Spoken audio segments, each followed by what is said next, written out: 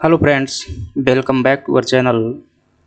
आज जो है हम इतिहास विषय की एक महत्वपूर्ण क्लास जिसमें संपूर्ण इतिहास को कवर करने का प्रयास करेंगे और न सिर्फ कवर करने का प्रयास करेंगे बल्कि हर एग्ज़ाम को टारगेट करते हुए इस क्लास को पूरा भी करेंगे। दोस्तों, आप भी जानते हैं संपूर्ण भारत के इतिहास को पढ़ाना एक अपने आप में क्या होता है, चैलेंज होता है। भारत का इतिहास काफ़ी व्यापक है। मैंने पिछले कई वर्षों के जो पेपर में बार-बार क्वेश्चन रिवाइंड हो रहे हैं, उनके आधार पर आईएएस, पीसीएस में जो क्वेश्चन आ रहे हैं, ख़ासतौर से उनको टारगेट ना करते हुए एक वनडे एग्ज़ाम के लिए जो टारगेट करते हुए, हालांकि आईएएस, पीसीएस के लिए बेकार नहीं होगी। बहुत हद तक इसमें काफ़ी सारे कॉन्सेप्ट बताए जाएंगे जो उसमें सीधे के सीधे काम आएंगे। दोस्तों, मैं इस बात की गारंटी लेता हूं कि अगर क्लास पूरी करने के बाद आप यह ना महसूस करें कि हाँ, हमने इतिहास पढ़ा है तो मेरा पढ़ाने का अनुभव बेकार है। जो पिछले 4 वर्षों से मैं ऑफलाइन वगैरह में पढ़ा रहा हूँ, ये मेरा अनुभव बेकार हो जाएगा। मैं ये पूर्ण वादे के साथ में कहता हूँ, ये क्लास करने के बाद आप कोई भी वनडे एग्ज़ाम देंगे तो उसमें 100% की गारंटी तो नहीं देता, लेकिन मैं ये ज़रूर कहता हूँ कि जितने भी क्वेश्चन आएंगे उसमें से आपको 90% प्रश्न इस क्लास से देखने को मिल जाएंगे। अगर यह ना मिले तो आप क्लास देखने के बाद में या फिर जब भी एग्ज़ाम दें तब मुझसे कमेंट बॉक्स में बता सकते हैं, उसका आप जवाब देने का अधिकार रखेंगे। चलिए शुरुआत करते हैं। इससे पहले दोस्तों, एक शायरी की सुंदर सुर बनाने को मैं साज़ बनाऊंगा। मैं कमज़ोर परिंदों को बाज़ बनाऊंगा। लोग कहते हैं नाव लेकर दरिया पार कर लो, अब मैं छोटी छोटी कश्तियों को जहाज़ बनाऊंगा। इन्हीं कश्तियों को जहाज़ बनाने की दिशा में यह प्रयास मैं शुरू कर रहा हूँ। दोस्तों, शुरू से पाषाण काल से लेकर के अंत तक जितने भी महत्वपूर्ण टॉपिक हैं वह पूरे करवाए जाएंगे। यह क्लास जो है लंबी होने वाली है दोस्तों, कम से कम 4 से 5 घंटे क्लास होगी। एक बात की और रिक्वेस्ट है कि यदि टेक्निकल प्रॉब्लम बस कोई लाइट चली जाए, यदि क्लास बीच में अटक जाती है तो मैं शेष क्लास जो है दूसरे भाग में बनाऊंगा। चलिए शुरुआत करते हैं। मैं यहाँ पर ज़्यादा फोकस समझाने पर नहीं दूंगा, आप क्लास देखते ही समझ जाएंगे कि किस प्रकार की क्लास है। और समझने के लिए यदि आपको आवश्यकता हो तो मैं इसी चैनल पर जो है शुरू से टॉपिक शुरुआत करवाने वाला हूँ, जिसमें एक एक टॉपिक पर विस्तृत चर्चा की जाएगी। आप जीरो से जीनियस किसी भी एग्ज़ाम की तैयारी करते हो, आपके लिए वो क्लास लाभदायक होगी। चलिए शुरुआत करते हैं। दोस्तों, इससे पहले एक और रिक्वेस्ट है कि यदि अभी तक चैनल को सब्सक्राइब नहीं किया है, थोड़ा सा क्लास देखिए। यदि पसंद आई तो सब्सक्राइब कर लीजिएगा, यदि पसंद ना आए तो मत कीजिएगा, आप क्लास छोड़ करके जा सकते हैं। चलिए क्लास की शुरुआत करते हैं।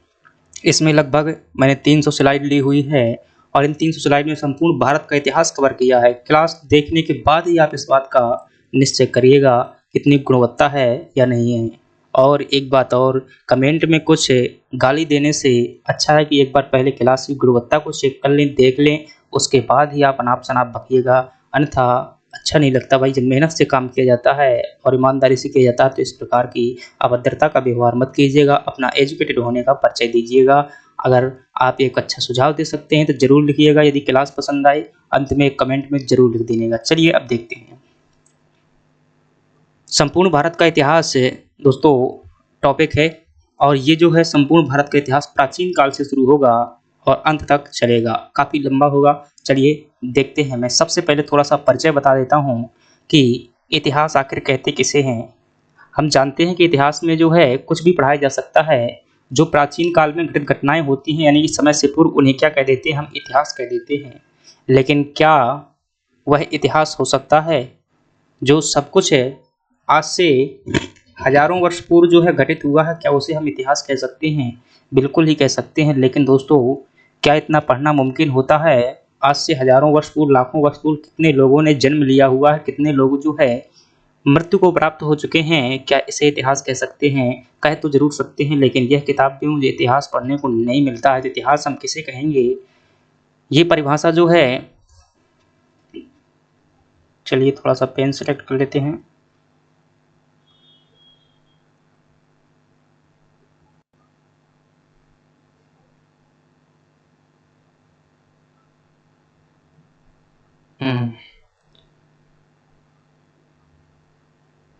इतिहास में उसे कहूँगा कि जो पूर्व में घटे थे, ध्यान रखिएगा, पूर्व में और इस क्लास में जो किसी प्रकार का मैं पीडीएफ लेकर के नहीं आया हुआ हूँ, पूरा का पूरा जो है लिखकर आपके सामने बताया जाएगा, आप याद रखिएगा। तो पूर्व में घटे थे महत्वपूर्ण घटनाएं, पूर्व में घटे थे महत्वपूर्ण घटनाएं क्या कहलाती हैं दोस्तों?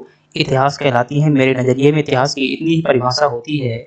अगर इतिहास के जनक की बात की जाए कि इतिहास का जनक किसे कहते हैं, ध्यान रखिएगा, ये प्रश्न आप कभी कभी देख सकते हैं परीक्षा में कि इतिहास का जनक किसे कहते हैं।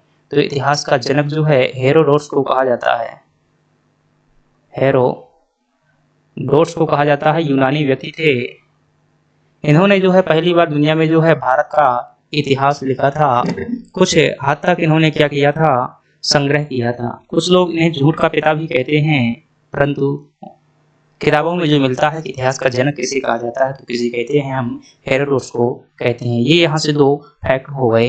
अगली तो ये परिभाषा हो गई हमारे संदर्भ में इतिहास की। वैसे परिभाषा आपको इतिहासकारों के अनुसार विशिष्ट प्रकार की देखने को मिल जाएंगी, लेकिन जहाँ तक है मुझे पता है कि पूर्व में घटित महत्वपूर्ण घटनाओं को इतिहास कहा जा सकता है, क्योंकि इतिहास में जो है बहुत सारी घटनाएं घटित होती हैं। चलिए देखते हैं, अब हम इतिहास का वर्गीकरण देखते हैं कि आखिर इतिहास का वर्गीकरण किस प्रकार से किया गया है। अगर वर्गीकरण की बात करेंगे तो इतिहास को हम भारतीय इतिहास के संदर्भ में मुख्यतः 3 भागों में बांटने का प्रयास करेंगे। पहले अगर इतिहास का वर्गीकरण करें तो एक तरीके से ये कर सकते हैं कि इतिहास को मुख्यतः जो है हम 3 भागों में बांट देते हैं। एक तो प्रागैतिहासिक काल,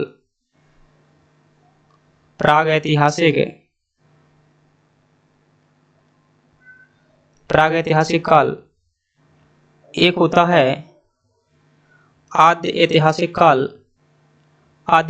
काल, और एक होता है आपका ऐतिहासिक काल।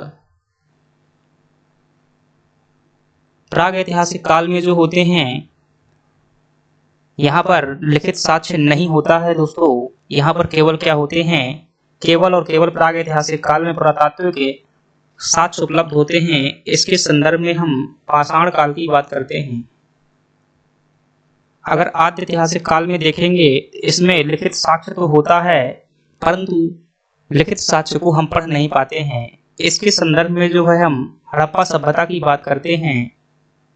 और ऐतिहासिक काल में वह कालखंड होता है कि जिसमें क्या होते हैं, लिखित साक्ष्य भी होते हैं और पुरातात्विक साक्ष्य भी होते हैं। इसमें मतलब कह सकते हैं कि साहित्यिक और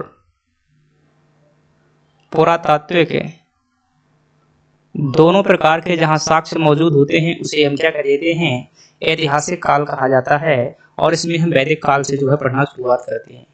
आई होप आपको यह समझ में आया होगा। थोड़ी सी मैं इतिहास की आपको समझ करा देता हूं कि आखिर इतिहास को आप समझेंगे कैसे। तो समझिएगा कि एक समय था, और वो समय कौन सा था, पाषाण काल का समय था। पाषाण काल का समय था।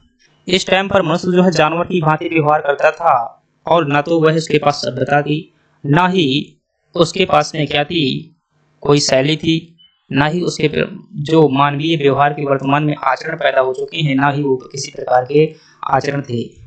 और हम जहां इतिहास समाप्त करेंगे वो क्या होगा, 1947 का समय होगा। और इस समय तक विभिन्न प्रकार की मानवीय सभ्यताओं का विकास हो चुका था, जन्म हो चुका था, और कई प्रकार के सभ्य लोग आ चुके थे। हम भी बहुत सारी भाषाएं, बहुत सारी संस्कृति, बहुत सारी कलाओं का ज्ञान कर चुके थे। इस दौर में भारत में कई विदेशी आक्रमण हुए। इन विदेशी आक्रमणों में बात करें तो कुछ प्राचीन काल में हुए, कुछ मध्यकाल में हुए, और कुछ आधुनिक काल में हुए। जिनमें से प्राचीन काल में हम यूनानी आक्रमण देखेंगे, शक, कुषाण, पहलव, सिकंदर वगैरह देखेंगे। मध्यकाल में जहां हम मुगल देखेंगे और तुर्क देखेंगे, अरब देखेंगे, वहीं आधुनिक काल में जो है हम अंग्रेजों को देखेंगे, ब्रिटिशर को देखेंगे, पुर्तगालियों को देखेंगे। इसी प्रकार के जो है हम संपूर्ण विदेशी आक्रमणों का भी अध्ययन करेंगे। चलिए अब मुख्य स्लाइड पर चलते हैं और देखते हैं कि कौन कौन से हमारे पास जो है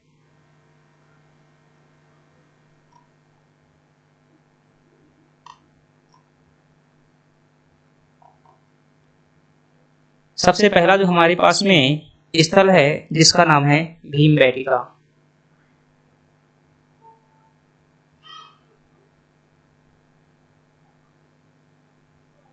और भीमबेटका को देखते हैं जब,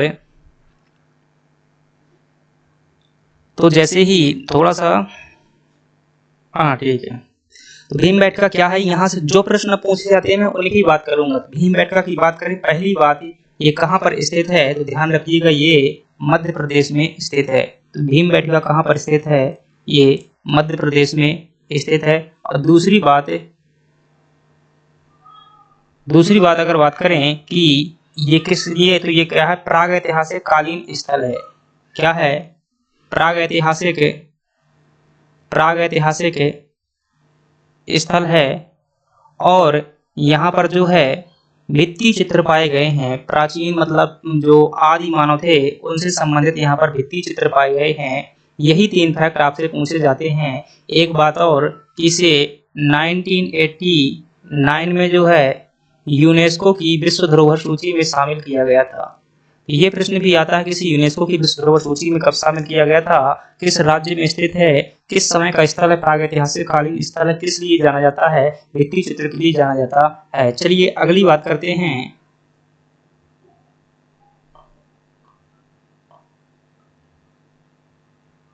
जस्ट मिनट, थोड़ा स्लाइड शेयर कर दूं।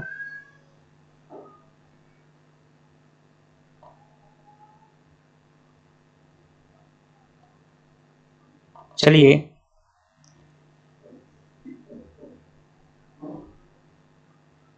अगला स्थल जो है हमारे पास में वो है हथनौरा नाम का स्थल है। और ये हथनौरा भी कहाँ पर स्थित है, ये भी आपका मध्य प्रदेश में ही, मध्य प्रदेश में ही स्थित है। हथनौरा की बात करें तो ये भी कहाँ पर स्थित है, ये भी आपका मध्य प्रदेश में स्थित है। एक बात को ध्यान रखिए, यदि आपका एग्जाम अभी आसपास में है ना, तो ये क्लास जो है आपके लिए रामबाण होने वाली है। किस लिए जाना जाता है, ये स्थल जो है मध्य प्रदेश के अंतर्गत है, सीहोर जिले में यह स्थल स्थित है। और यह जो है किस लिए जाना जाता है, यहाँ पर जो है प्राचीनतम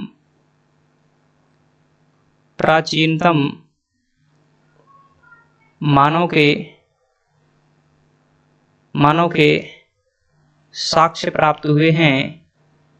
और क्या प्राप्त हुए हैं, यहाँ से साक्ष्य प्राप्त हुए हैं। कौन सा साक्ष्य प्राप्त हुआ है, मानव खोपड़ी प्राप्त हुई है।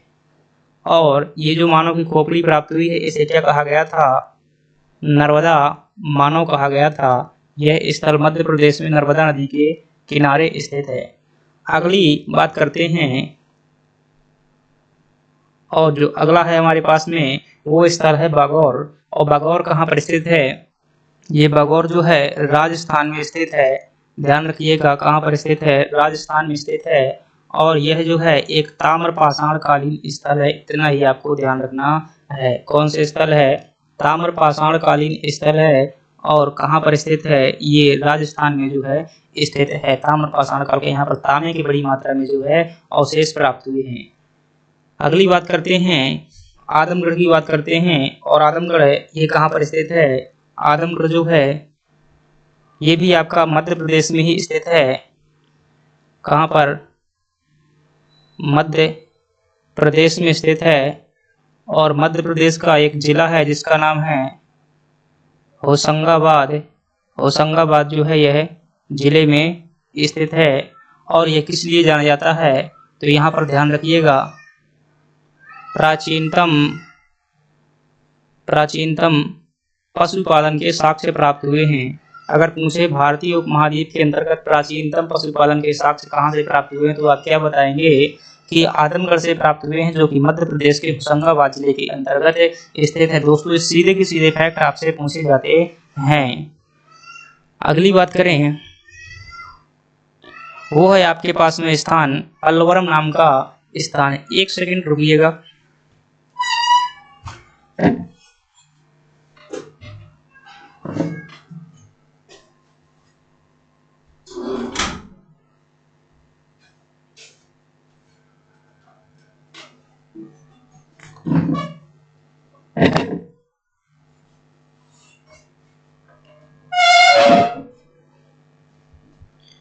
तो अगला स्थान जो है हमारे पास में वो कौन सा है, पल्लवरम नाम का स्थान है। और यह स्थान जो है कहाँ पर स्थित है, तो याद रखिएगा यह जो है तमिलनाडु राज्य में स्थित है।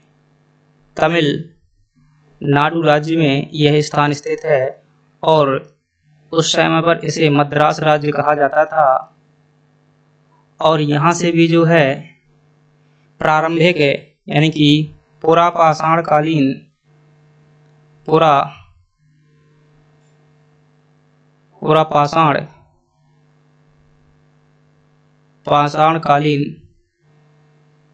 साक्ष्य प्राप्त हुए हैं।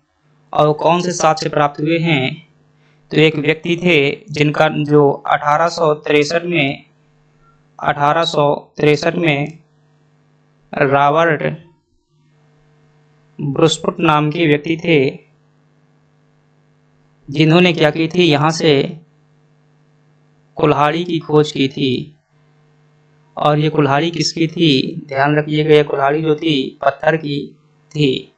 इस प्रकार से रॉबर्ट ब्रूसफुट को पाषाण काल का जनक भी कहा जाता है। ध्यान रखिएगा, क्योंकि इन्होंने ही पहली बार पल्लवरम नामक स्थान से, ये क्वेश्चन बहुत इंपॉर्टेंट है, कई बार पूछा जा चुका है, ये कहाँ स्थित है, किस लिए जाना जाता है, इन्हें क्या कहते हैं, पाषाण काल का जनक भी कहा जाता है। पाषाण काल का जनक भी कहते हैं। अच्छे से पेन क्यों नहीं चल रहा है, लगता है इंटरनेट की कमी है। ठीक है, तो इन्हें पाषाण काल का जनक भी कहा जाता है। आप आवाज को सुनिएगा, थोड़ा सा राइटिंग पर मत जाइएगा। अगला प्रश्न देखते हैं कि हड़प्पा स्थल के बारे में पूछा गया है आपसे प्रश्न है कि हड़प्पा सभ्यता की अगर बात करें दोस्तों, तो आज से ये लगभग 2350 ईसा पूर्व, 2350 ईसा पूर्व, BC का मतलब होता है ईसा पूर्व, बिफोर क्राइस्ट, पहले एक भारत में सभ्यता थी जो कि सिंधु घाटी की सभ्यता के नाम से भी जानी जाती है। क्योंकि इस सभ्यता में जो है सबसे पहले खोजा गया स्थल कौन था, हड़प्पा स्थल था, इसलिए इसे क्या कह देते हैं, हड़प्पा स्थल भी कह देते हैं, हड़प्पा सभ्यता भी कह दिया जाता है। तो बात करते हैं इसमें, तो पहली बात है पूछा जाता है आपसे यह किस नदी के किनारे स्थित है। तो आपसे अगर नदी पूछी जाए तो आप कौन सी नदी बताएंगे, तो हड़प्पा नामक स्थल जो है आपका रावी नदी के किनारे स्थित है। इसकी खोज जो है किसने की थी, तो 1921 में इसकी खोज की गई थी, दयाराम साहनी द्वारा की गई थी। दयाराम साहनी जो है यहाँ काम करने वाले जो थे, और यहाँ का जो महानिदेशक थे इस टाइम पर वो कौन थे, जॉन मार्शल जो है महानिदेशक थे। अगली बात करें यहाँ से महत्वपूर्ण साक्ष्य क्या प्राप्त हुए हैं, जो प्रश्न में आपसे पूछा जाता है, तो साक्ष्य ध्यान रखिएगा। एक यहाँ से आपकी मातृ देवी की प्रतिमा प्राप्त हुई है। किसकी प्रतिमा, मातृ देवी की प्रतिमा प्राप्त हुई है। और क्या प्राप्त हुआ है, यहाँ से एक साक्ष्य जो है अन्नागार प्राप्त हुए हैं, अन्नागार प्राप्त हुए हैं। अन्नागार बोले तो अन्न जो रखने का भंडार होता था उसे क्या कहते थे, अन्नागार। ये 6 की संख्या में जो है पाए गए हैं, 2 श्रेणियों में पाए गए हैं, 6 की श्रेणी में। और यह जो है हड़प्पा सभ्यता की सबसे बड़ी संरचना भी मानी जाती है। ये क्या है, ये जो अन्नागार है, ये हड़प्पा सभ्यता क्या है, सबसे बड़ी संरचना भी है। वो कौन सी है, अन्नागार है। कंफ्यूज मत होइएगा, स्नानागार नहीं है, अन्नागार क्या है, ये 6 की संख्या में सबसे बड़ी संरचना में। मातृ देवी की प्रतिमा भी कहाँ से प्राप्त हुई है, हड़प्पा स्थल से प्राप्त हुई है। दोस्तों इस प्रतिमा के गर्भ से जो है वृक्ष निकलते हुए दिखाया गया है। इससे अनुमान लगाया कि हड़प्पा सभ्यता का समाज कैसा था, मातृ सत्तात्मक समाज था। अगली बात करते हैं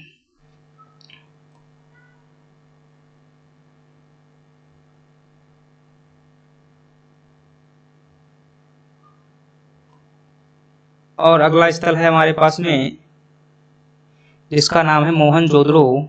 और ये मोहनजोदड़ो जो है कहाँ पर स्थित है, ये भी हड़प्पा सभ्यता का एक स्थल है। दोस्तों इसे भी ध्यान रखिएगा, ये वर्तमान में कहाँ पर सिंध प्रांत में स्थित है, जो कि पंजाब पाकिस्तान में पड़ता है।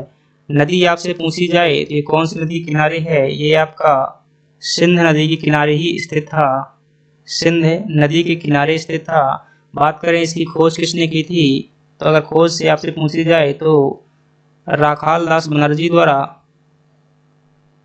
राखाल दास बनर्जी द्वारा जो है इसकी खोज की गई थी। और कब की गई थी, तो ये 1922 में जो की गई थी। आपसे पूछा जाए यहाँ से महत्वपूर्ण साक्ष्य क्या प्राप्त हुए हैं, यहाँ के जो महत्वपूर्ण साक्ष्यों में अगर देखा जाए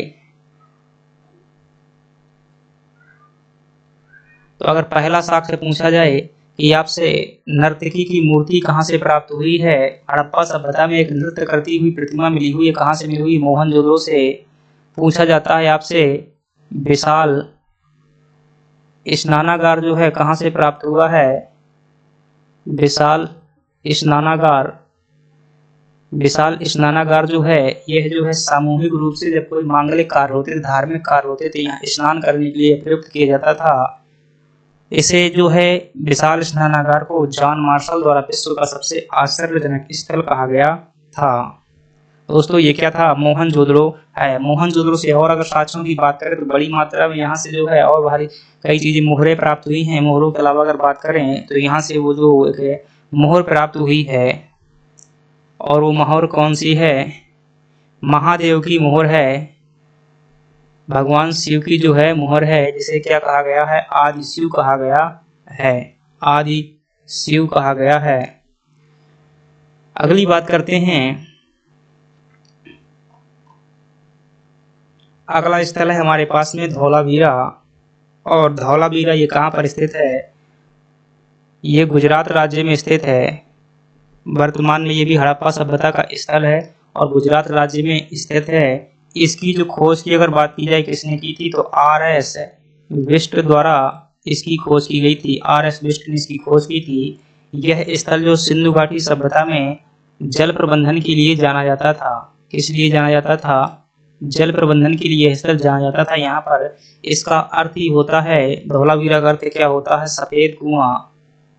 सफेद कुआं क्या होता है, इसका अर्थ होता है क्योंकि यहाँ पर जल संरक्षण और जल भंडारण के लिए कई सारे क्या बने हुए थे, स्थल बने हुए, इसलिए इसे जल प्रबंधन के लिए जाना जाता है। गुजरात राज्य में स्थित है। यहीं से धौलावीरा से, ध्यान रखिएगा, आपसे पूछा जाए कि स्टेडियम के साक्ष्य कहाँ से प्राप्त हुए हैं, तो आप क्या बताएंगे, धौलावीरा से प्राप्त हुए हैं। देन अगर पूछा जाए आपसे एक जो है विद्यालय के संदर्भ में भी यहाँ पर बात की जाती है कि एक यहाँ पर जो क्या प्राप्त हुआ है, विद्यालय भी प्राप्त हुआ है। कैसा विद्यालय प्राप्त हुआ है कि यहाँ से जो है एक नंबर प्लेट मिली हुई है, क्या मिली हुई है, नंबर प्लेट प्रकार की मिली हुई है, जिसमें से बड़े बड़े अक्षरों में कुछ लिखा हुआ है। संभवतः जो है इतिहासकारों ने मान लगाया है कि ये स्कूल का नाम था जो बोर्ड में आगे लिखा गया था। अगले प्रश्न की बात करते हैं यहाँ पर, और वो कौन सा स्थल है, हड़प्पा सभ्यता का एक और महत्वपूर्ण स्थल है जिसका नाम है लोथल। और यह जो लोथल नाम का स्थल है ये भी आपका गुजरात में स्थित है, one of the most important है। ये कई बार पूछा जाता है कहाँ पर स्थित है, ये गुजरात में स्थित है। और बात करें तो ये किस लिए जाना जाता है, व्यापार केंद्र के लिए बहुत महत्वपूर्ण था, व्यापार केंद्र के लिए बहुत महत्वपूर्ण था। कैसे महत्वपूर्ण था, क्योंकि यहाँ पर जो साक्ष्य मिले हुए हैं, तो यहाँ पर क्या मिले हुए हैं, बंदरगाह के साक्ष्य मिले हुए हैं। तो सिंधु घाटी सभ्यता का जो विदेशों में व्यापार होता था, मिस्र मेसोपोटामिया से व्यापार होता था, तो उसके लिए जो बंदरगाह नगर था वो कौन था, लोथल था। यहीं से इसी को क्या कह दिया था, गोदीवाड़ा भी कह देते हैं। वही गोदीवाड़ा के साक्ष्य भी कहाँ से प्राप्त हुए हैं, वो आपके गुजरात के लोथल से ही प्राप्त हुए हैं। गोदीवाड़ा जहाँ पर जो है जहाज आकर के खड़े होते हैं उसे क्या कह दिया जाता है, गोदीवाड़ा कह दिया जाता है। डॉक यार्ड भी इसे कह देते हैं, तो कभी मिल जाए अगर लिखा हुआ कि डॉक यार्ड, तो डॉक यार्ड भी क्या है आपका, गोदीवाड़ा ही है, डॉक यार्ड। थोड़ा सा गलत हो गया।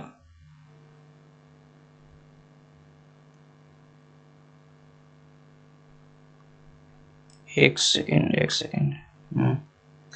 तो डॉक यार्ड की अगर बात करें, डॉक यार्ड को ही बंदरगाह कहा जाता है। ये स्थल कहाँ पर स्थित है? गुजरात में स्थित है। व्यापार के लिए फेमस था। बंदरगाह या गोदीवाड़ा की प्राप्ति यहीं से हुई है, यहीं से डॉक यार्ड की प्राप्ति हुई है। और अगर बात करें तो यहाँ पर जो है कपास की खेती के लिए काफी प्रसिद्ध स्थल था। अगर आपसे पूछा जाए गुजरात मतलब सिंधु घाटी सभ्यता में सती के साक्ष्य कहाँ से मिले हुए हैं, सती प्रथा के, वो भी तो कहाँ से प्राप्त हुए हैं? यहीं पर मिले हुए हैं। यहीं पर जो है दफनाने के साक्ष्य भी मिले हुए हैं। दफनाने बोले तो यहाँ पर जो है उत्तर दक्षिण दिशा में दफनाया गया है। अगली अगर बात करते हैं 17 नंबर की स्लाइड तक हम पहुंच चुके हैं। और एक सेकंड देख रुकिएगा, थोड़ा सा मैं ट्राई करके देखता हूँ दूसरे तरीके से स्लाइड निकालने में काफी दिक्कत आती है। 17 18 ठीक है, ऐसे ही निकालेंगे की बात से।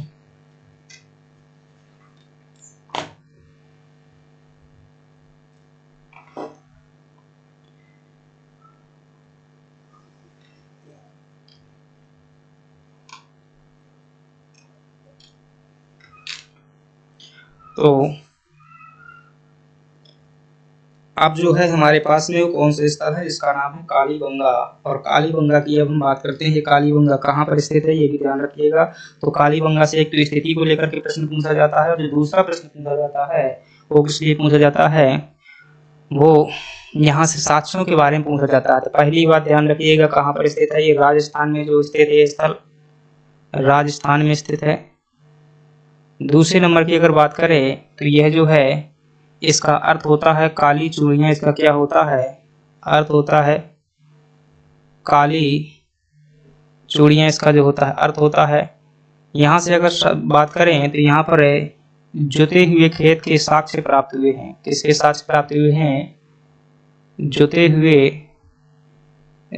हुए खेत के साक्ष्य प्राप्त हुए हैं। अगली बात करें तो यहीं से जो है, और जो कालीबंगा से साक्ष्यों की बात करें यहीं से, तो किसके? भूकंप के साक्ष्य भी प्राप्त हुए हैं। कोई पूछे भूकंप के साक्ष्य कहाँ से प्राप्त हुए, तो कालीबंगा से। दूसरी बात करें तो यहाँ से जो है चिकित्सा के साक्ष्य भी, चिकित्सा का मतलब क्या है? सर्जरी के साक्ष्य भी यहीं से प्राप्त हुए हैं। क्योंकि यहाँ से क्या मिली हुई है? एक खोपड़ी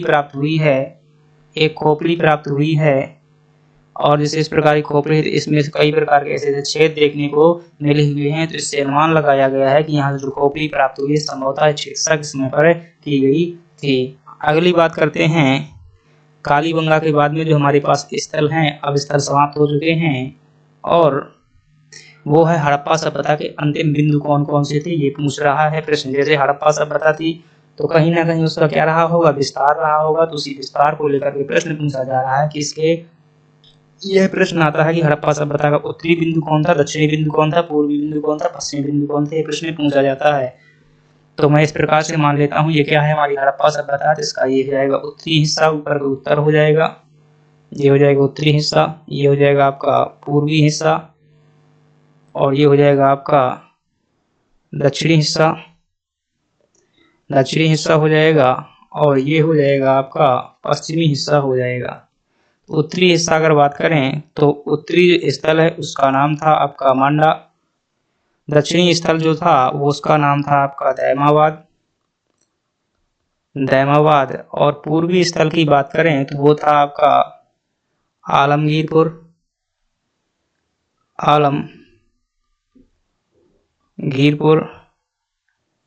अगर बात करें हम पश्चिमी स्थल की तो वो था आपका बलूचिस्तान।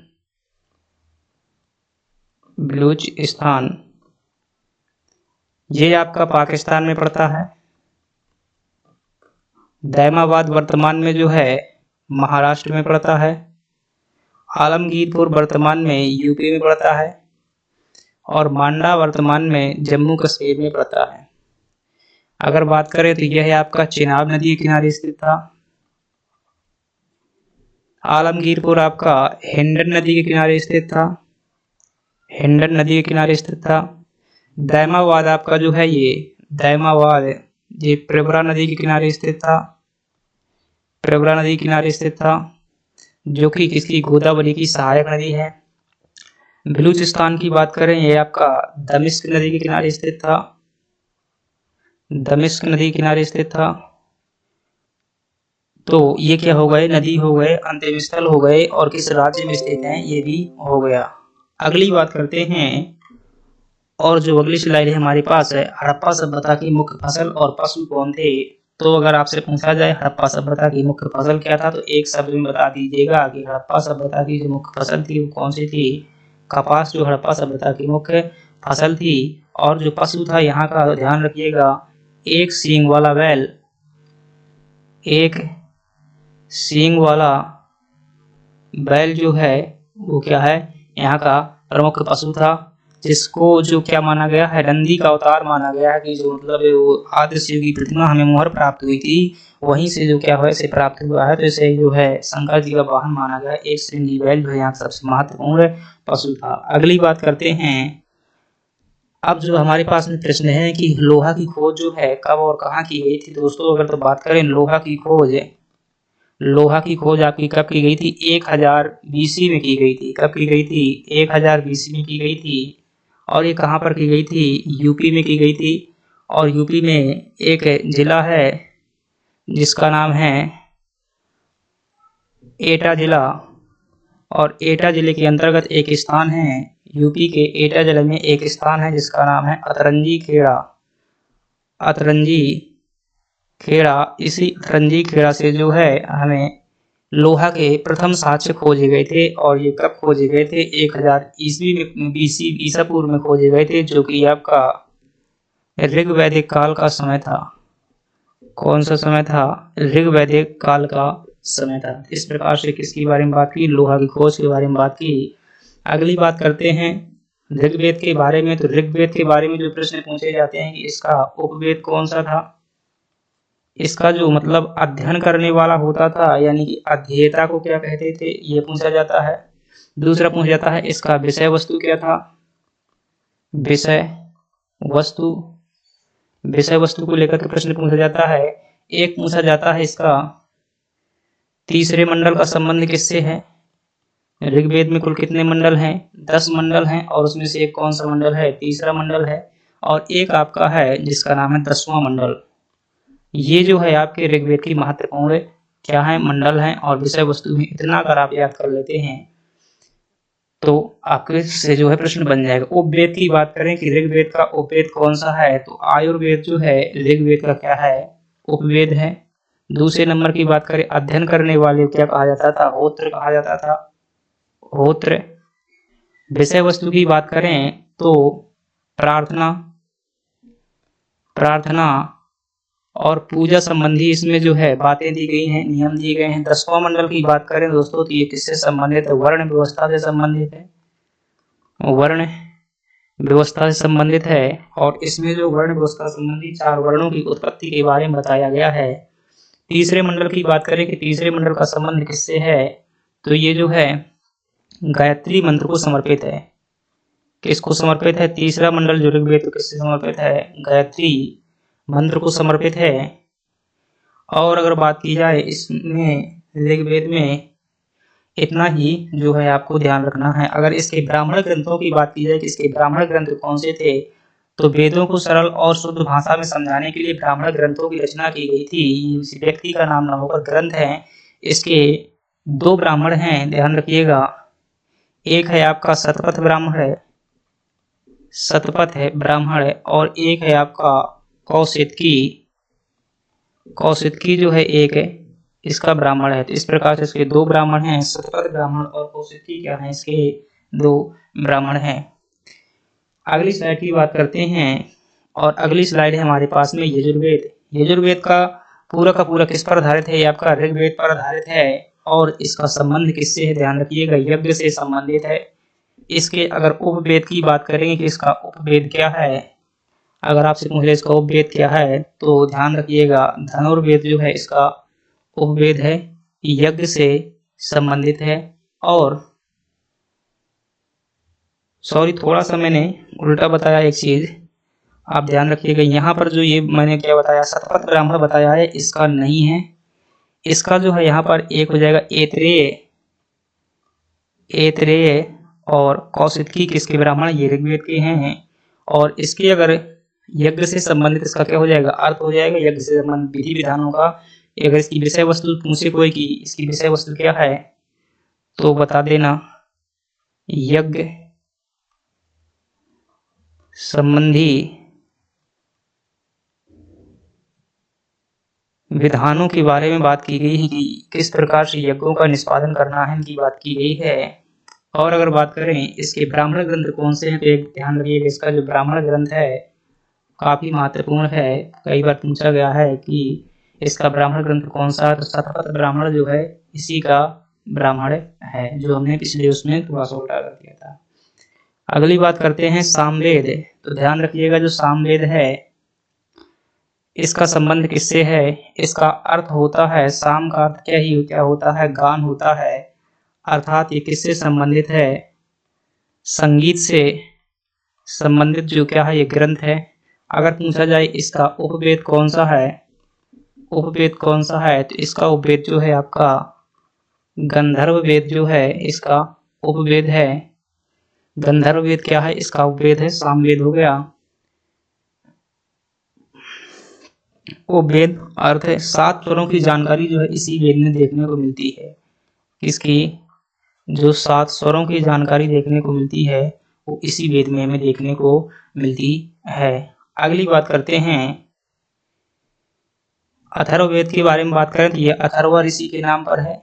यह वेद जो है अथर्वा ऋषि के नाम पर है, अथर्वा ऋषि के नाम पर है। और यह जो है सबसे नवीनतम वेद है, नवीनतम वेद है। इसमें जो है जादू तथा औषधियों के बारे में जानकारी दी गई है, जादू तथा औषधियों के बारे में जानकारी दी गई है। आज जो आप मैजिक देखते हैं ना वो जादू हमें अथर्ववेद में देखने को मिल जाती है। अगर इसके उपवेद के बारे में पूछा जाए कि इसका उपवेद क्या है तो इसका जो उपवेद है शिल्प वेद जो है इसका उपवेद है। शिल्प वेद क्या है, इसका उपवेद है। अगली बात करते हैं, एक सेकंड रुकिएगा थोड़ा सा।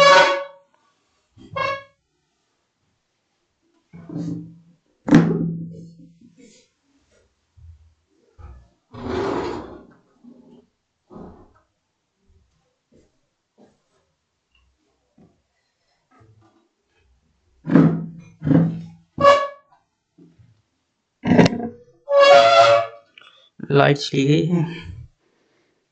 शिल्प वेद क्या हो जाएगा, इसका उपवेद हो जाएगा। अगली स्लाइड की बात करते हैं। इसी वेद में जो है थोड़ा सा एक प्रश्न और कि जो सभा और समिति नाम की 2 राजनीतिक संस्था होती थी, सभा और समिति नाम की ऋग्वेदिक काल में 2 राजनीतिक संस्था होती थी, इन्हें क्या कहा गया है, प्रजापति की पुत्रियां कहा गया है। ध्यान रखिए किसकी पुत्रियां कहा गया है,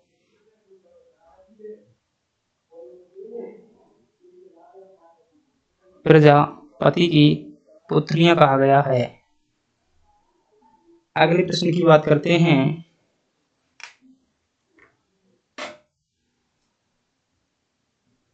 और वो है हमारे पास सत्यमेव जयते, जो भारत का क्या है, सत्यमेव जयते क्या है,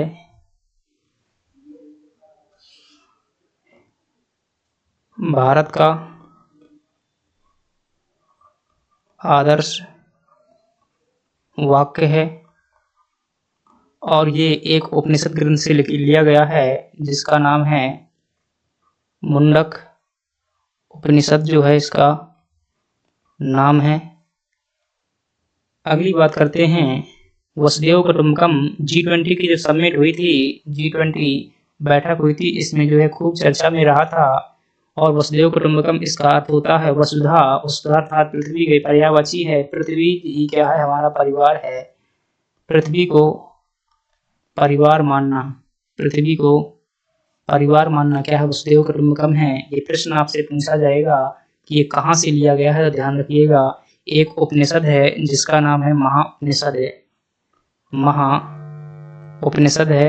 इसी महाउपनिषद से जो है यह ग्रंथ है लिया गया है, यह जो वाक्य लिया गया है। और ये महाउपनिषद किसका है, तो ध्यान रखिएगा यह जो है अथर्ववेद का उपनिषद है। अथर्ववेद का क्या है, ये उपनिषद है। इस उपनिषद से जो क्या लिया गया है, ये आदर्श वाक्य लिए वसुदेव कुटुंबकम नाम का ये वाक्य लिया गया है, किसमें उल्लेखित है, महाउपनिषद में उल्लेखित है। अगली बात करते हैं और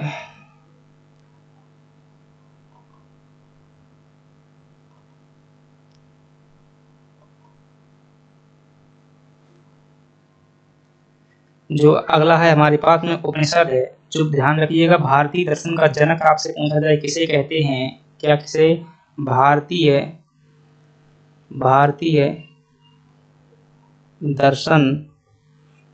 दर्शन का जनक किसे कहा जाता है, तो आप क्या बताएंगे, उपनिषदों को कहा जाता है।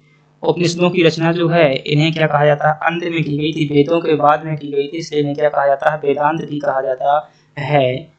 भारतीय दर्शन के जनक भी कहते हैं। उपनिषदों की बात करें तो कई उपनिषद हैं, जिनमें से अगर बात करूं तो एक उपनिषद है जवाली उपनिषद है। जवाली उपनिषद आपसे पूछा जाए कि 4 आश्रमों की जानकारी हमें किसमें देखने को मिलती है, 4 आश्रमों की जानकारी हमें किसमें देखने को मिलती है, तो आप क्या बताएंगे कि यह हमें जवाली उपनिषद में देखने को मिलती है। और अगर उपनिषदों में बात करें तो एक सबसे बड़ा, अगर आपसे उपनिषद पूछा जाए सबसे बड़ा उपनिषद कौन सा है, तो आप क्या बताएंगे, जो है बृहदारण्यक उपनिषद है। बृहदारण्यक उपनिषद जो सबसे बड़ा उपनिषद है। सबसे आपसे छोटा उपनिषद पूछा जाए सबसे छोटा उपनिषद कौन सा है, तो आप क्या बताएंगे कि जो मांडूक्य उपनिषद है, मांडूक्य उपनिषद है वो क्या है, सबसे छोटा उपनिषद है। और बात करें अभी एक जो पिछली स्लाइड में सत्यमेव जयते नाम का वाक्य देखा था, तो वो किसमें हमें देखने को मिलता है, जो मुंडक उपनिषद है, मुंडक उपनिषद है, उसमें हमें क्या देखने को मिल जाता है, मुंडक उपनिषद में सत्यमेव जयते, सत्यमेव जयते, इसका अर्थ क्या होता है, सत्य की ही जीत होती है। सत्यमेव जयते नाम का आदर्श वाक्य भी कहा मिल जाता है, हमें मुंडक उपनिषद में देखने को मिल जाता है। अगली बात करते हैं कि त्रिऋण है। तो भारत में जो है कोई भी व्यक्ति जब इस भूमि पर आता था तो उसके पास में हमेशा 3 ऋण जो है उसके ऊपर लदे रहते थे, और इन 3 ऋणों से जो है उसे मुक्त होना पड़ता था। किसे, ये पुरुष के लिए होते थे। ध्यान रखिएगा, प्रत्येक पुरुष के जो है 3 ऋण होते थे। कौन कौन से होते थे, एक होता था पितृ ऋण, पितृ ऋण होता था। दूसरा होता था आपका देव ऋण होता था, और तीसरा ऋण जो होता था आपका ऋषि ऋण होता था। ये 3 प्रकार के ऋण हमेशा एक व्यक्ति के ऊपर रहते थे। एक व्यक्ति जब जीवन में क्या कर देता था, विवाह करके संतान की उत्पत्ति कर देता था, तो क्या हो जाता था, पितृ ऋण से मुक्त हो जाता था। देव ऋण, अगर वह व्यक्ति क्या करता है, यज्ञ करता है, दान करता है, तो क्या हो जाता है, देव ऋण से मुक्त हो जाता है। अगर ऋषि ऋण की बात करें, अगर वह व्यक्ति जो है वेदों का अध्ययन कर लेता है, वेदों का अध्ययन करता है और वेदों से अध्ययन से जो ज्ञान प्राप्त करता है, तो उस ज्ञान का क्या कर देता है, मतलब दूसरों को क्या करता है, वो सिखा देता है, तब वो क्या हो जाता है, इस ऋण से भी मुक्त हो जाता है। तो ये 3 ऋण की व्यवस्था जो है भारतीय संस्कृति में देखने को मिलती है, और इन 3 ऋणों से व्यक्ति को बिना मुक्त हुए क्या है, मोक्ष की प्राप्ति नहीं होती थी। अगली बात करते हैं पंच महायज्ञ। पंच महायज्ञों की बात करें तो व्यक्ति को अपने जीवन में 5 प्रकार के यज्ञ करने होते थे, 3 प्रकार के ऋण करने होते थे। ये गृहस्थ आश्रम में किए जाते थे जब व्यक्ति विवाह कर लेता था। तो पंच महायज्ञ कौन कौन से होते हैं, तो अगर पहले पंच महायज्ञ की बात की जाए वो है पितृयज्ञ, पितृयज्ञ है। दूसरा है भूत यज्ञ, एक है आपका नृयज्ञ, नृयज्ञ, और चौथे नंबर का आपका यज्ञ है देवयज्ञ, देवयज्ञ। और एक कौन सा है, पितृदेव भूत यज्ञ, पितृयज्ञ, भूत यज्ञ, नृयज्ञ, देवयज्ञ।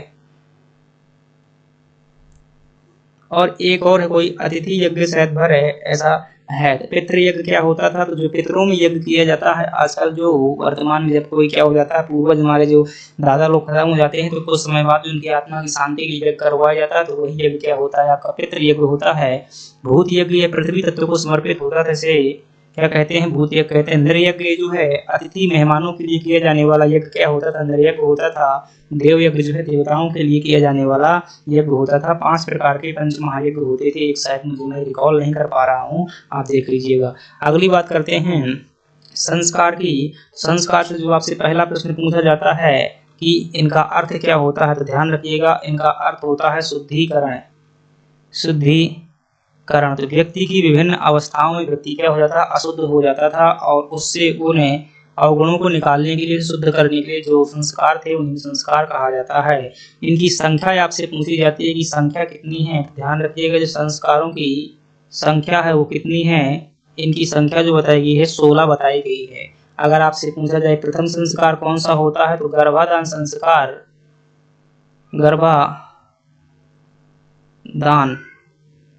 गर्भाधान संस्कार हो जाता है जब पुरुष द्वारा स्त्री के गर्भ में जो है गर्भ को स्थापित किया जाता है, तो वही उस समय पर कुछ सांस्कृतिक कार्य किए जाते हैं, उसे गर्भाधान संस्कार कहते हैं। सभी तो याद नहीं करने हैं, लेकिन एक आप 10वां संस्कार ध्यान रख सकते हैं। 10वां संस्कार कौन से संबंधित है, ये आपका विद्यारण्य संस्कार है। विद्यारण्य संस्कार है। जब 10वां संस्कार हो जाता था तो व्यक्ति शिक्षा प्राप्त करने के लिए क्या हो जाता था, वह योग्य हो जाता था, और 11वें संस्कार में उसका उपनयन संस्कार कर दिया जाता था, और वह जो है गुरु के पास में चला जाता था, वहीं पर रहता था। इसके बाद में 25 वर्ष में आता था, और उसके बाद जो उसका विवाह किया जाता था। 15वां संस्कार आपसे पूछा जाए कौन सा है, तो जो विवाह है, शिक्षा समाप्ति के बाद जो है विवाह किया जाता था, उसे क्या कहते थे, विवाह संस्कार कहा जाता था। विवाह के बाद व्यक्ति मर जाता था और उसका अंतिम संस्कार किया जाता था, तो वही अंतिम संस्कार है, इसे हम क्या कह देते हैं, दाह संस्कार कह देते हैं। तो ये क्या हो जाएंगे आपके 16 के 16 जो है संस्कार हो जाएंगे। अगली बात करते हैं, अगली बात है हमारे पास में आश्रम, और आश्रम की बात करें तो सबसे जो पहली बात आपसे पूछ जाती है कितने आश्रम होते थे, तो वैदिक काल में 4 आश्रम हुआ करते थे। जानकारी किसमें मिलती है हमें, जो एक उपनिषद मैंने बताया था कि जवाली नाम का उपनिषद है, इसमें जो है 4 आश्रम की हमें क्या देखने को मिल जाती है, जानकारी देखने को मिल जाती है। किसमें, जवाली उपनिषद में हमें 4 आश्रमों की जानकारी देखने को मिल जाती है। कौन कौन से 4 आश्रम होते थे, तो एक होता था आपके पास में जो है 4 होते थे। एक होता था 25 वर्ष तक होता था, यानी कि 5 वर्ष लगा करके 25 वर्ष तक होता था। एक होता था आपका 25 से 50 वर्ष तक होता था। एक आश्रम होता था आपका 50 वर्ष से लगा करके 75 वर्ष तक चलता था, और एक आश्रम जो होता था 75 वर्ष से लगा करके 100 वर्ष तक चलता था। यहाँ पर जो होता था वो गृहस्थ आश्रम था, गृहस्थ आश्रम था। यहाँ पर जो था वानप्रस्थ आश्रम था, वानप्रस्थ आश्रम होता था। और यहाँ पर जो होता था वो था आपका संन्यास आश्रम होता था। और यहाँ पर जो होता था ब्रह्मचर्य आश्रम होता था। ठीक है, तो ये क्या हो जाते थे, आपके 4 आश्रम हो जाते थे। ब्रह्मचर्य आश्रम में व्यक्ति का काम क्या होता था, जो शिशु का बच्चे का काम होता था शिक्षा को ग्रहण करना। गृहस्थ आश्रम में वह व्यक्ति क्या कार्य करता था, तो उसका शादी करना होता था। और जो 3 ऋण हमने बताए थे,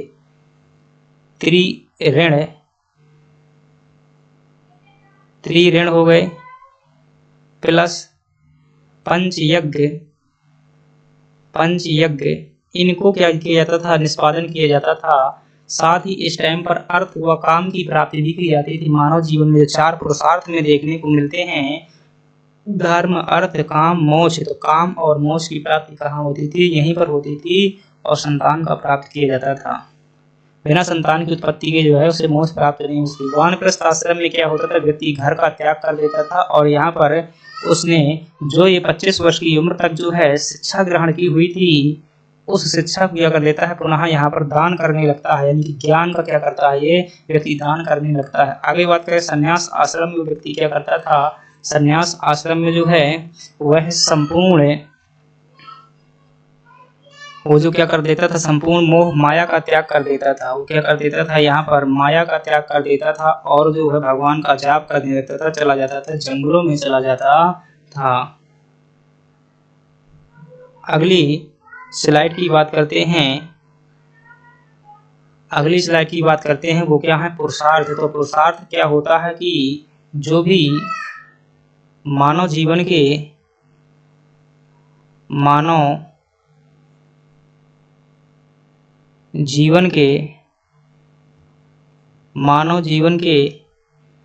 जो परम लक्ष्य होते थे, मानव जीवन के जो परम लक्ष्य होते थे उन्हें क्या कहा जाता था, पुरुषार्थ कहा जाता था। और इनकी कुल संख्या कितनी है, 4 पुरुषार्थ होते थे। ध्यान रखिए कौन कौन से होते थे। एक होता था आपके पास में धर्म होता था, दूसरा क्या होता था, धर्म, दूसरा पुरुषार्थ जो था अर्थ था, और तीसरा पुरुषार्थ क्या था, वो आपका काम था, और चौथा पुरुषार्थ क्या था, मोक्ष था। हिंदू धर्म में जो सबसे बड़ा और महत्वपूर्ण पुरुषार्थ किसे माना गया है, मोक्ष को माना गया है।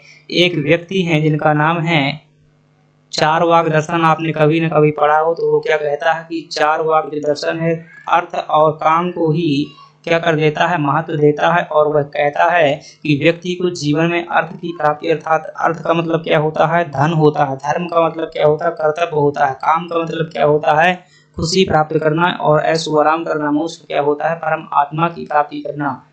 तो चारवाक नाम के जो एक दर्शन हुआ है भारत में, वह क्या मानता है कि व्यक्ति को जो अर्थ और काम बस प्राप्त करना चाहिए, अर्थात अपनी खुशियों के लिए काम करना चाहिए, और इस काम को प्राप्त करने के लिए अर्थ का खूब सहारा लिया जा सकता है। अगर इसकी बात मानी जाए तो खूब भ्रष्टाचार, रिश्वतखोरी, बलात्कार इत्यादि कार्य किए जाने से ही इस व्यक्ति का नाम क्या था, चारवाक दर्शन नाम था।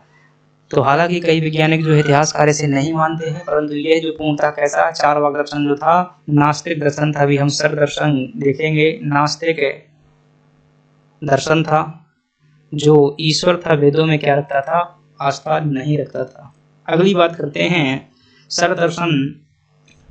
तो थोड़ा सा समझिएगा कि एक होता है क्या, धर्म, क्या होता है, एक होता है धर्म, और एक क्या होता है आपका दर्शन होता है। जब धर्म को तर्कों की कसौटी में कहा जाता है तो जो सार प्राप्त होता है उसी को हम क्या कह देते हैं, दर्शन कह देते हैं। और जब भारत में धर्म में कई बार अशुद्धियां हमें देखने को मिली, तो उन्हीं अशुद्धियों को दूर करने के लिए तर्कों की कसौटी में कसा गया, और अंततः 6 प्रकार के यहाँ दर्शन का जन्म हुआ। थोड़ी समझिएगा, भारतीय दर्शन को 2 प्रकारों से बांटा जाता है। एक क्या है आपका जो भारत का दर्शन है, जो भारतीय दर्शन है, इसे कितने प्रकारों में बांटा गया है, 2 प्रकारों में बांटा गया है। एक है आपका आस्तिक दर्शन,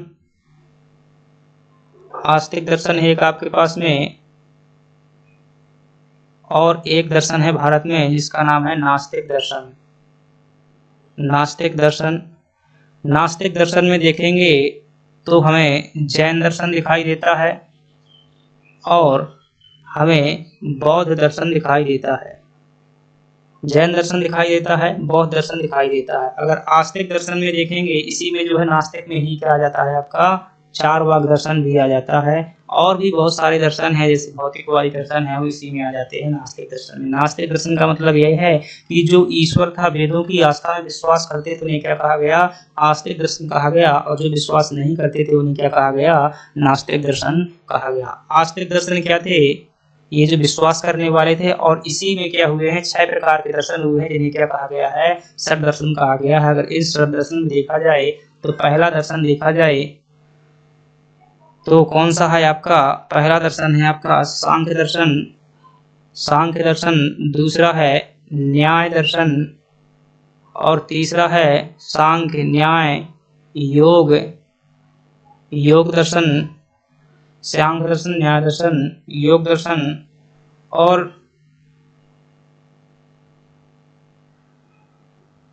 अश्वपाद गौतम द्वारा एक किया गया चौथा दर्शन था, क्या नाम था उसका भाई, गौतम, जो कणाद ने उसका प्रतिपादन किया था, और याद नहीं कर पा रहा हूं मैं थोड़ी से। सांख्य दर्शन की अगर बात की जाए तो इसका प्रतिपादन किसने किया हुआ था, तो कपिल मुनि ने इसका प्रतिपादन किया हुआ था।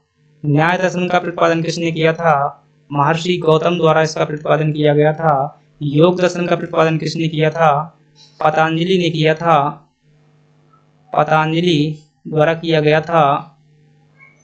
और एक है आपका 5वें नंबर का पूर्व मीमांसा, पूर्व मीमांसा, ये भी एक प्रकार का दर्शन है, और इसका प्रतिपादन किया गया था किसके द्वारा? जैमिनीय द्वारा किया गया था, जैमिनीय द्वारा। और एक छठवां दर्शन है जिसे कहते हैं उत्तर मीमांसा, उत्तर मीमांसा, और इसका प्रतिपादन किया गया था बादरायण द्वारा। इसका प्रतिपादन किया गया था बादरायण द्वारा। ये दर्शन दोस्तों बहुत बड़ा टॉपिक है, इसे पढ़ाया जाए तो बहुत समय लगता है। अगर आप एथिक्स में कभी यूपीएससी वगैरह एग्जाम में अगर आप मेंस के पेपर में अगर आप देखेंगे तो हम वहां पर जरूर बताएंगे। एक और दर्शन है, मुझे उस दर्शन का ये नाम याद नहीं आ रहा है, उसका प्रतिपादन जो किया था महर्षि कणाद द्वारा प्रतिपादित था। महर्षि कणाद द्वारा इसका प्रतिपादन किया गया था। उस दर्शन का नाम जो है यहाँ पर आप क्या करते हैं ढूंढ लीजिएगा कि छठवां दर्शन है चौथे नंबर का, सांख्य न्याय योग।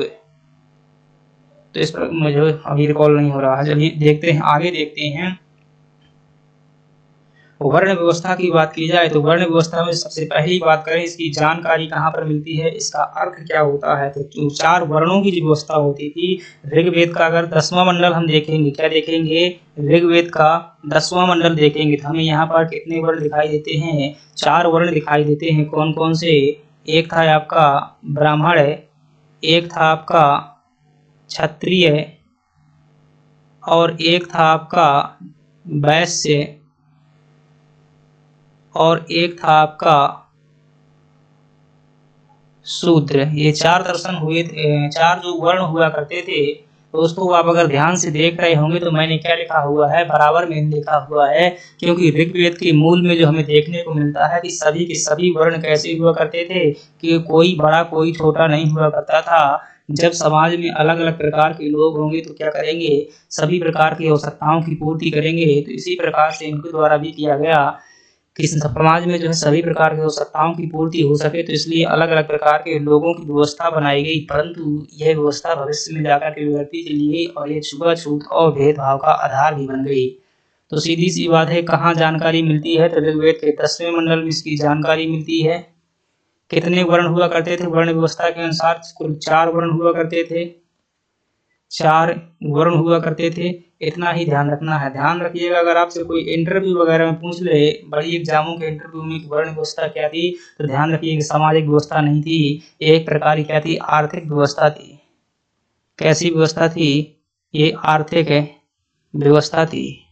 मूल रूप में बात कर रहा हूँ, वर्तमान में बात नहीं कर रहा हूँ। आर्थिक व्यवस्था का मतलब ये होता है कि आर्थिक आवश्यकताओं की पूर्ति के लिए बनाई गई व्यवस्था। सामाजिक व्यवस्था में क्या होता है, तो ये छुआछूत की बात की जाए तो वो सामाजिक व्यवस्था है, क्योंकि मूल रूप में छुआछूत थी ही नहीं। तो ये क्या थी, आपकी वर्ण व्यवस्था थी। इतनी प्रश्न आपसे पूछ जाएंगे वनडे एग्जाम में। आगे बात करते हैं, शूद्रों के प्रमुख देवता कौन हुआ करते थे? दोस्तों शूद्रों के जो प्रमुख देवता होते थे उनका नाम था क्या? पूषण नाम था। ध्यान रखिएगा, शूद्रों के प्रमुख देवता हुआ करते थे वैदिक काल के समय पर। पूषण लिखा हुआ है, ये थोड़ा सा अच्छे से ले देता हूँ, पूषण।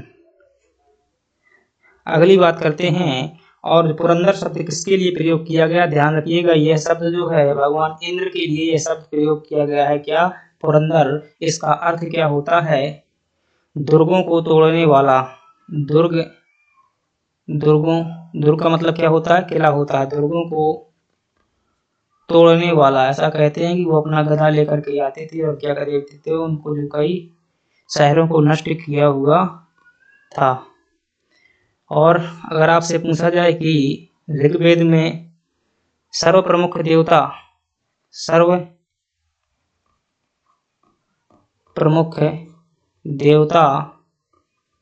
कौन थे? ऋग्वेद की बात की जा रही है, यानी कि 1500 से लगा करके 600 BC तक की बात की जा रही है। बाद में तो फिर क्या हो जाते हैं, अलग अलग प्रकार के देवता हो जाते हैं। अगली बात करते हैं, अगला है हमारे पास सभा व समिति। ये क्या होती थी?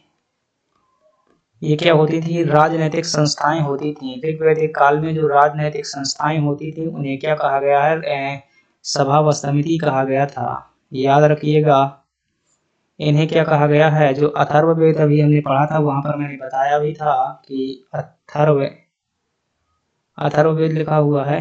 अथर्ववेद में क्या कहा गया है? प्रजापति की 2 पुत्रियां कहा गया है। प्रजापति की 2 पुत्रियां कहा गया है।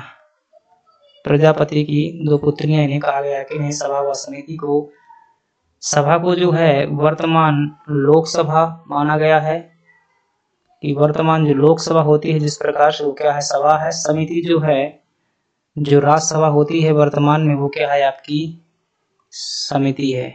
अर्थात मैं समझा दे रहा हूं कि जिस प्रकार से राज्यसभा में क्या होते हैं? सीनियर सदस्य होते हैं, बुजुर्ग सदस्य होते हैं, विद्वान सदस्य होते हैं, और लोकसभा में क्या है? पैसा वाले सदस्य होते हैं, अर्थात सांसद होते हैं जो चुन करके जाते हैं, तो वो कहाँ होते हैं? सभा में होते हैं। सभा काम क्या करा करती थी? जिस प्रकार से वर्तमान में मंत्रिमंडल का चयन और प्रधानमंत्री का चयन करती थी, इसी प्रकार से राजा का चयन किया करती थी। राजा का चयन, और ये दोनों ही संस्था राजा को प्रशासन में सहयोग दिया करती थी। अगली बात करते हैं, और अगली बात है आजीवक संप्रदाय। तो दोस्तों, जैसे ही प्राचीन धार्मिक आंदोलन हुआ तो 64 प्रकार के नवीन संप्रदायों का उदय हुआ था। कितने? 64 प्रकार के नवीन संप्रदायों का, यानी कि धर्मों का उदय हुआ। उनमें से एक धर्म या संप्रदाय कौन सा था? आजीवक संप्रदाय था। इसके संस्थापक कौन थे? आजीवक संप्रदाय के जो संस्थापक थे वो थे मक्खली पुत्र गौसाल। कौन थे?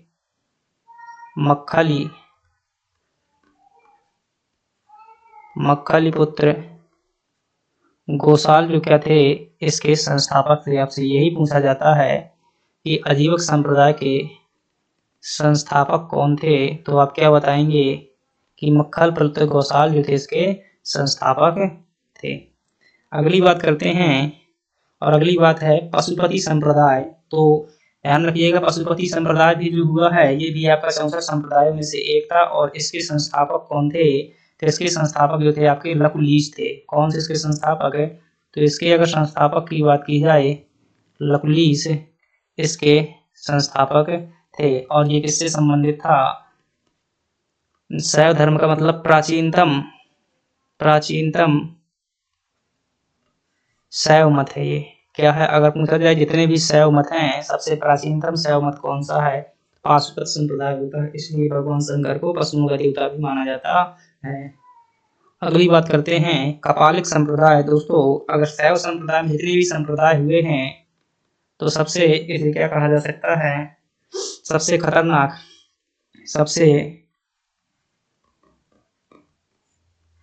सबसे जो भयानक शैव मत है उसे क्या कहा जाता है? कपालिक संप्रदाय कहा जाता है। ये लोग क्या करते हैं भाई? ये लोग जो शमशान होता है, शमशान में रहते हैं, और जो मानव का कपार होता है, कपाल, खोपड़ी, उसको क्या कर रखते हैं? अपने कपाल या खोपड़ी को जो है साथ में रखते थे।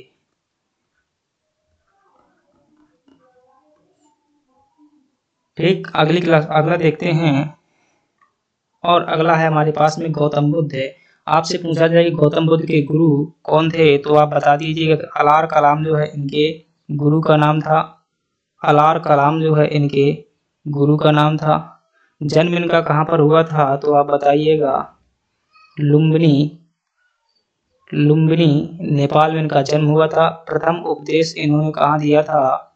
सारनाथ में दिया था। और इसे क्या कहा जाता है दोस्तों? धर्म चक्र परिवर्तन के नाम से जाना जाता है। इनकी मृत्यु कहाँ पर हुई थी? तो उत्तर प्रदेश के कुशीनगर में जो है इनकी मृत्यु हुई थी। उत्तर प्रदेश के कुशीनगर में इनकी क्या हुई थी? मृत्यु हुई थी। अगली बात करते हैं अगली स्लाइड की, और अगली स्लाइड में देखते हैं बौद्ध संगीतियां। तो कितनी बौद्ध संगीतियां हुई हैं? 4 संगीतियां हुई हैं। अगर पहली बात की जाए तो ये हुई थी आपकी अजात शत्रु के समय पर हुई थी। दूसरी बात की जाए तो ये हुई थी आपकी कालाशोक के समय पर हुई थी, कालाशोक। और तीसरी बात करें अशोक के समय पर हुई थी। तीसरी बौद्ध संगीति जो है आपकी अशोक के समय पर हुई थी। अशोक के समय हुई थी। अगर चौथी बौद्ध संगीति की बात की जाए तो किसके समय पर हुई थी? कनिष्क के समय पर हुई थी। चौथी बौद्ध संगीति जो है आपकी किसके समय पर हुई थी? कनिष्क के समय पर हुई थी। बात करते हैं इसमें अजातशत्रु के समय पर जो हुई थी, इसकी अध्यक्षता किसके द्वारा की गई थी? ध्यान रखिएगा, इसकी जो अध्यक्षता की थी किसने की थी? जो है सब्बकामीर द्वारा की गई थी। सब्बकामीर द्वारा की गई थी। इसकी अध्यक्षता जो है महाकश्यप द्वारा की गई थी। सॉरी, उल्टा हो गया भाई, दूसरा है। पहली वाली किसने की थी? महाकश्यप ने की थी। दूसरी वाली किसने की थी? सब्बकामीर द्वारा की गई थी। और पहली वाली किसने की थी? महाकश्यप ने की थी। और तीसरी वाली किसने की थी? मोगलीपुत्र द्वारा की गई थी। मोगलीपुत्र द्वारा की गई थी। और चौथी थी, इसकी अध्यक्षता की गई थी वासुदेव ने की हुई थी। किसने की थी? वासुदेव इसके अध्यक्ष थे। और जो अश्वघोष थे इसके क्या थे? उपाध्यक्ष थे। इस प्रकार से हमने क्या देखा? चारों बौद्ध संगीतियां देखी। अगली बात करते हैं बौद्ध विद्वानों उनकी रचनाओं के बारे में आपको बताना कि कौन सी रचनाएं जो है किसके द्वारा की गई है। तो नागार्जुन की बात करें तो नागार्जुन जो है एक बौद्ध विद्वान थे और इन्होंने किसका प्रतिपादन किया था? शून्यवाद का प्रतिपादन किया था। और नागार्जुन को ही भारत का क्या कहते हैं? आइंस्टीन के नाम से जाना जाता है। आपसे पूछे कि भारत का आइंस्टीन किसे कहा जाता है, तो नागार्जुन को कहा जाता है। अश्वघोष की बात करें तो ये कनिष्क के दरबारी कवि थे और इन्होंने एक रचना लिखी थी जिसका नाम था बुद्ध चरितम। बुद्ध चरितम रचना किसके द्वारा लिखी गई थी? ये की गई थी आपकी बुद्ध चरितम जो अश्वघोष द्वारा लिखी गई थी। इसमें बुद्ध के चरित्र के बारे में बताया गया है। वासुमित्र भी कनिष्क के क्या थे? दरबारी विद्वान थे। वसुबंध भी क्या थे? ये बौद्ध विद्वान थे। अगली बात करते हैं महावीर स्वामी। तो इनका जन्म जो हुआ था आपका कुशीनगर में हुआ था।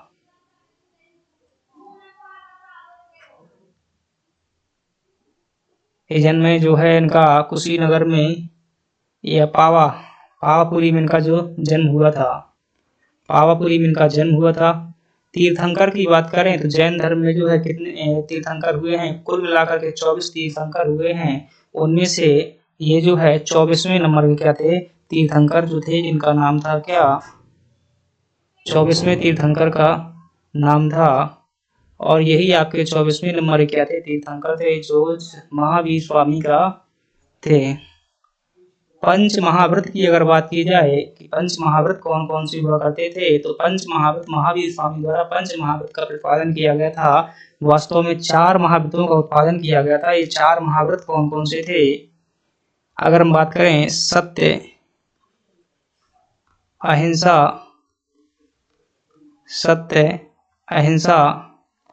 अपरिग्रह,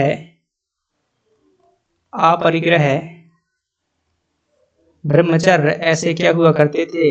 ये जो पंच महाव्रत हुआ करते थे। और इन व्रतों का पालन करके जीवन में व्यक्ति क्या कर सकता है? जैन धर्म के अनुसार मोक्ष प्राप्त कर सकता है। आगे बात करते हैं और अगला है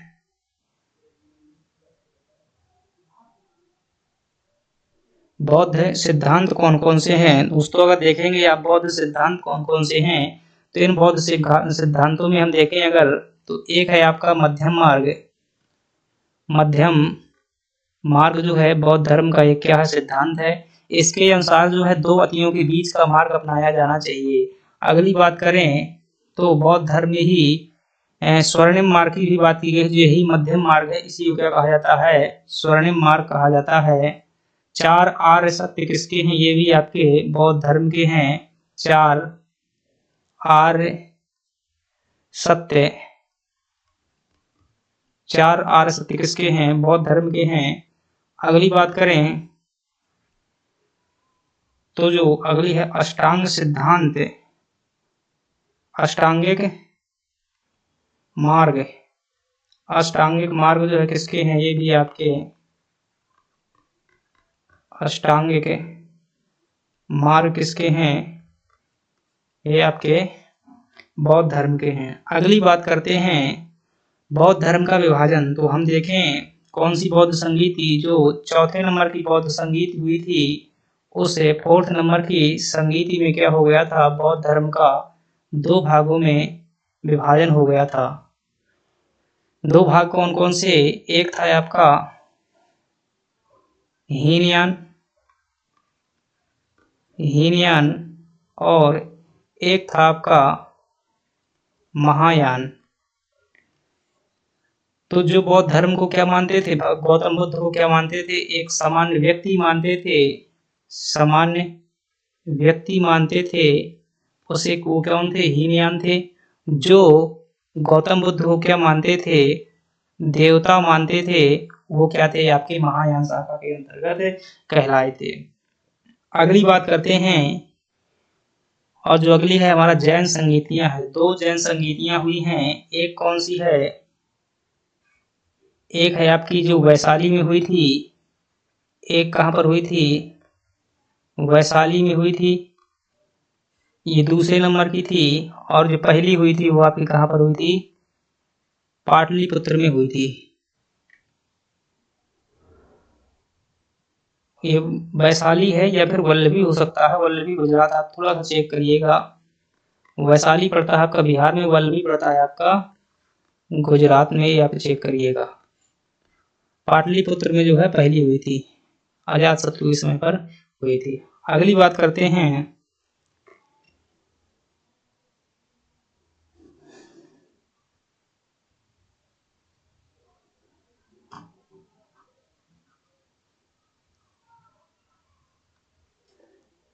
और अगली है जो जैन संप्रदाय से संबंधित है कि जो है दो जैन संप्रदाय कितने भागों में बटा हुआ है, दो भागों में बटा हुआ है। कौन कौन से हैं, एक आपका श्वेतांबर संप्रदाय है और एक कौन सा है आपका दिगंबर संप्रदाय है।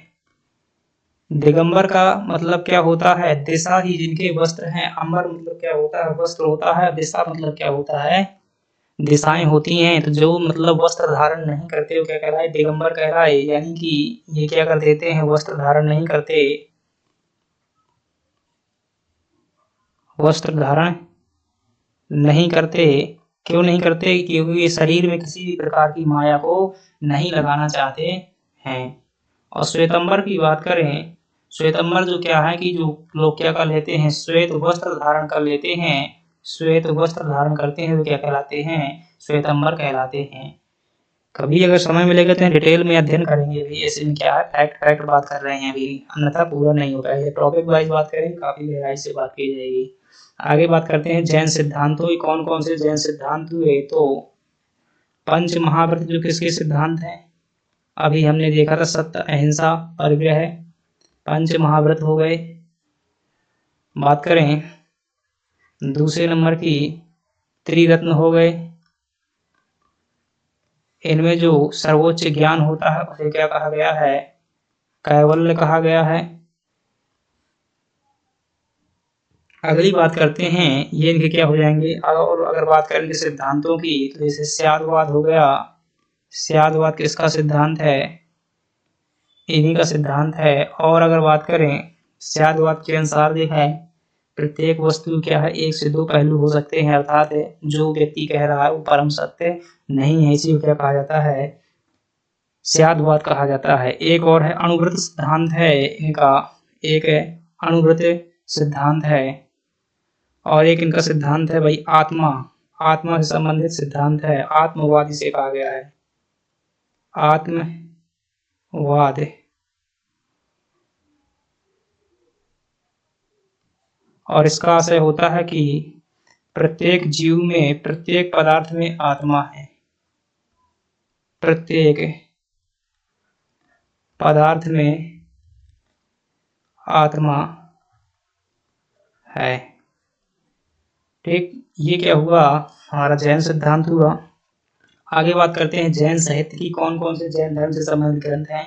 तो बहुत से ग्रंथ है वैसे, लेकिन इम्पोर्टेंट दृष्टि से एक तो आपको ध्यान रखना है भागवती सूत्र, एक ग्रंथ है जिसका नाम है, आपको ध्यान रखना है भागवती सूत्र, ध्यान रखना है भागवती सूत्र।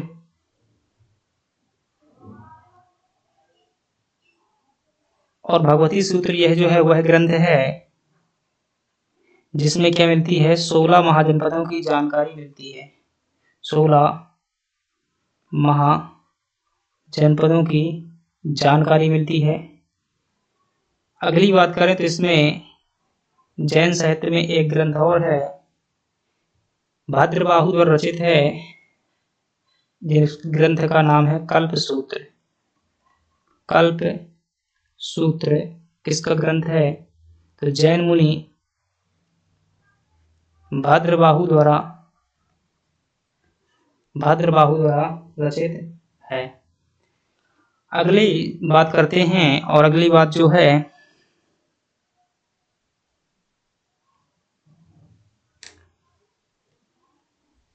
एक सेकंड रुकिएगा, थोड़ा सा पानी पी लेते हैं।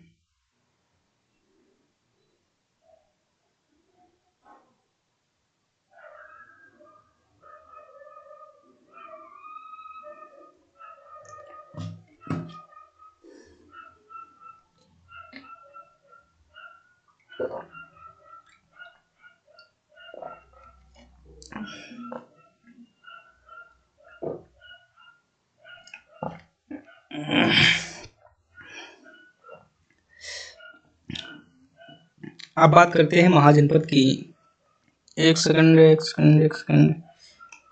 ये शायद बार कनेक्शन कट हो गया।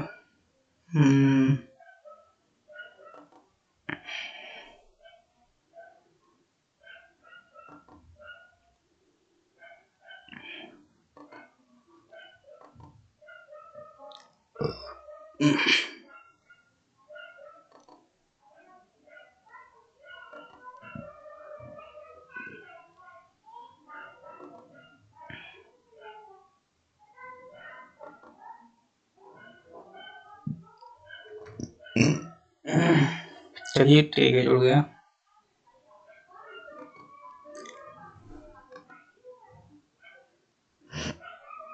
अब है हमारे पास महाजनपद है, तो कुल महाजनपद कितने हुए हैं, तो ध्यान रखिएगा प्राचीन भारत में जो 600 बीसी से लगा करके 600 बीसी से लगा करके